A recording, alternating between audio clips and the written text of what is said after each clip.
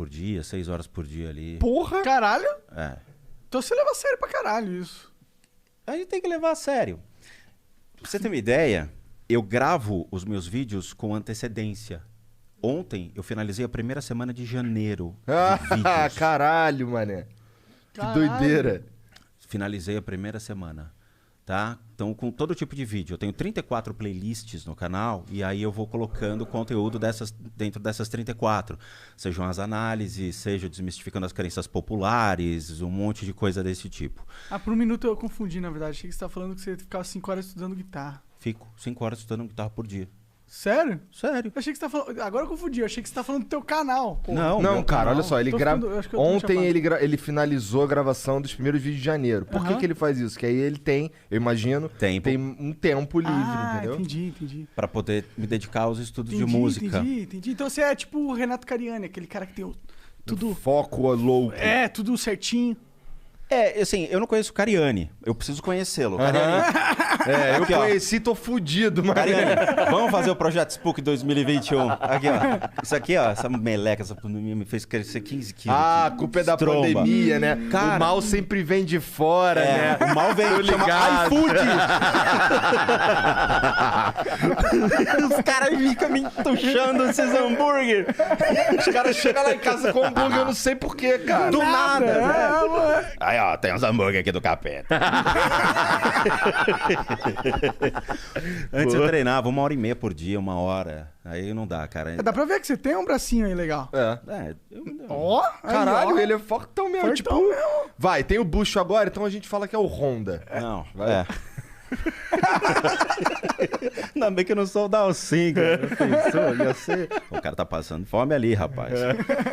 Mas vamos lá, vou explicar pra vocês todo como surgiu a ideia do canal e tudo mais, tá? Eu sou formado em administração de empresas, fiz uma faculdade que é a Mauá, tá? De lá eu entrei direto no mercado de capitais. Então eu fui trabalhar como analista de investimento. Trabalhei em corretora, trabalhei em banco, trabalhei em empresas. Foram mais ou menos uma jornada de 17 anos dentro do mercado financeiro. Eu fiz pós-graduação em games. Que maneiro. Maneiro. Fiz 2 escolas de games aqui em São Paulo. Então, para trabalhar com desenvolvimento de ambientes. Então, vocês veem aquele símbolo Epic. Então, eu fazia aula com esses softwares da própria Epic Games, que é um Real Development Kit, para poder criar os ambientes, criar toda a arquitetura. Depois... O Unreal é bem popular, né? A galera usa bastante. Usa, mas agora ele virou pago. Antigamente era um software mais barato, era gratuito, e agora virou pago. Então ficou meio... só para profissionais. Entendi. Ele tizou um pouco. Aí depois eu fiz... fui trabalhar como animador, então eu criei, por exemplo, o Autodesk Maya, fazia toda a parte dos bônus, de esqueleto, comecei a entrar nesse esquema. Mas eu nunca fui bem de desenho, mas de criação de 3D eu mandava bem. Depois disso, eu fiz um MBA em finanças. Aí eu fiz na FIPECAF, ou seja, fui atrás de uma educação mais, vamos dizer assim, especializada para poder atuar na área. E em contrapartida, toda essa minha jornada no mercado financeiro, eu fui juntando dinheiro e ia fazendo cursos relacionados à espiritualidade. Então, o que acontece? Todo o dinheiro que eu ganhava no mercado financeiro, eu ia atrás de conhecimento. Então, eu comprava realmente, ia atrás. Viajava... Levou o ET Bilu a sério. Cara, ou você busca respostas, ou você vai ser um cara que vai replicar que nem papagaio o que os outros dizem. As pessoas não querem entender, eles querem buscar conhecer. Então, vamos lá, eu quero saber o porquê que tudo é o karma. Não, você quebrou o carro, é o teu karma. Quebrou uma charrete na vida passada e agora o teu carro quebrou. Você fala, porra, meu, não tem nexo. De onde vocês tiram essas coisas? Então eu fui buscar respostas.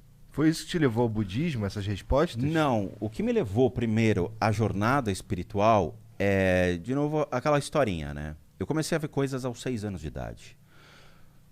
Minha família é uma família tradicional italiana, onde meu pai assumia as responsabilidades de casa, indo trabalhar, minha mãe cuidava da casa. Eu nasci em 1975, então tem que avisar que era antes da internet, antes de muita coisa, né? Entendeu? Antes dos videogames também. Cara, onde eu morei, a minha casa foi a 7ª construída na rua. Hoje já tem 3 bairros em volta. Entendi, antigo mesmo. Muito. A casa era muito antiga. E assim, eu morava perto de um hospital, que era o Albert Einstein. A casa tinha uma energia curiosa. Então, ela foi construída em cima de uma senzala, perto de um hospital. Então, você imagina que eu estava no parque de diversões da espiritualidade. Com o tempo, aos 6 anos de idade, eu comecei a ver coisas estranhas acontecendo em casa. Que são aquelas presenças estranhas que você vê o vulto passando assim. Uhum. Só que você não vai falar, mamãe, tem um homem passando. Não, eu fiquei quieto. Eu não sabia o que era. E sabia que meu pai era muito rigoroso, muito rígido em relação à família. Então eu falei, eu não vou me expor, não vou buscar arrumar confusão com meus pais. Vou deixar. Então eu ficava só observando, só observando, só observando. E era muito? Eram muitos. Eram 6, 7 caras desse tipo.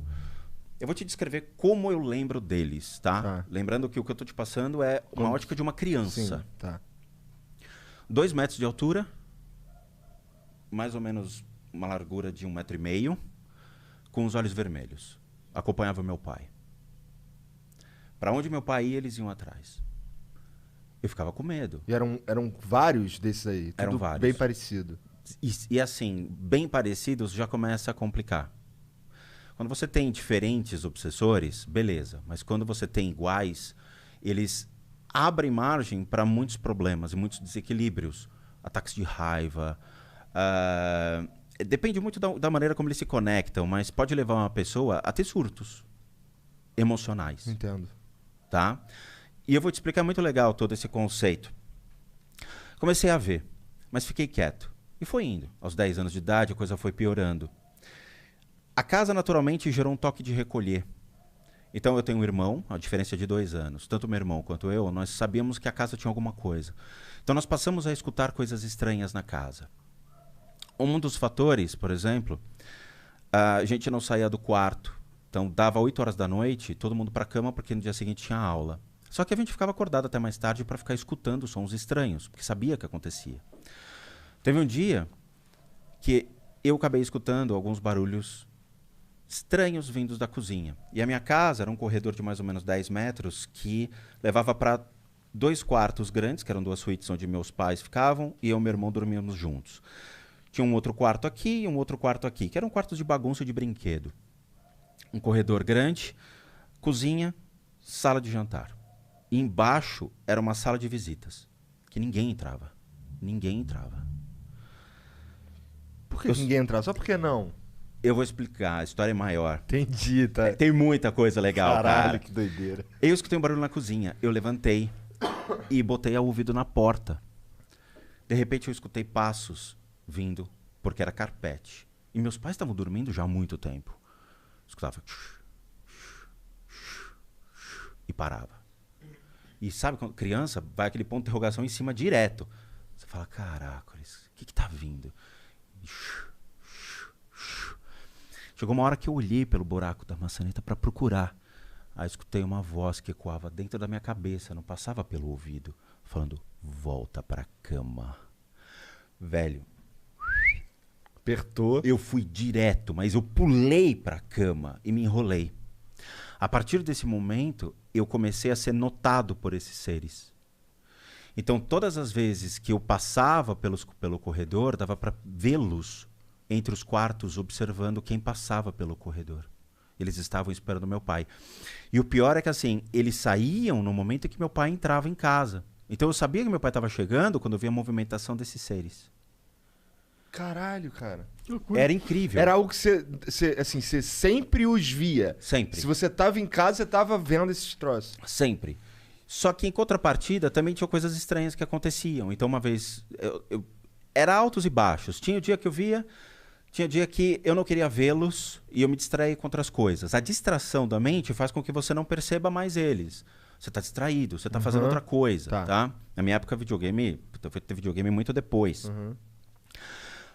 Os dias foram passando e teve os altos e baixos. Passei a estudar à tarde, chegava na hora do almoço e teve um dia que eu voltei para casa, ia deixar sempre minha mochila em cima da cama e ia almoçar. O dia eu cheguei e fui deixar a mochila em cima da cama e eu vi um cara em pé no quarto, 2 horas da tarde, cara, assim, com sobretudo, vestido como se fosse Inglaterra, chapéu, tudo. Eu parei e fiquei olhando. Aí o cara, sem mexer a boca, falando, você está me vendo? Cara, a primeira coisa que eu fiz foi, mãe, tem um homem no quarto! Aí eu já falei. Minha mãe, obviamente, apareceu, não viu nada. E quando minha mãe chegou, já não tinha. Eu falei, cara, vou ficar quieto. É melhor ficar quieto. Aos 14 anos de idade, eu sofri um acidente de carro. Eu tinha um amigo, um vizinho que virou meu amigo, que morava